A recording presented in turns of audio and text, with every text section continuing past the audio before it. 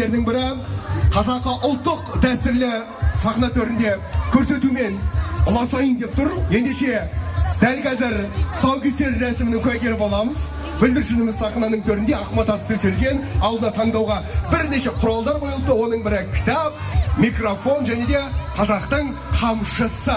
Ал қазақ сауда үш нәрсемен кесіп жатады. Оны жақсы білесіздер: майса шөп, тоқ ішек және де ала жіп. Ешкімнің ала жіпін аттамасын деген ниетте. Ал біз дәл қазір сахна төріне осы балапанымыздың тұсаукесер рәсімін жасау үшін қалалық нөмірі 21-ші емхана директоры Құдабаев Ерлан Шақанұлын қошемет құрметіне шақырамыз. Қош келдіңіз, Ерлан мырза.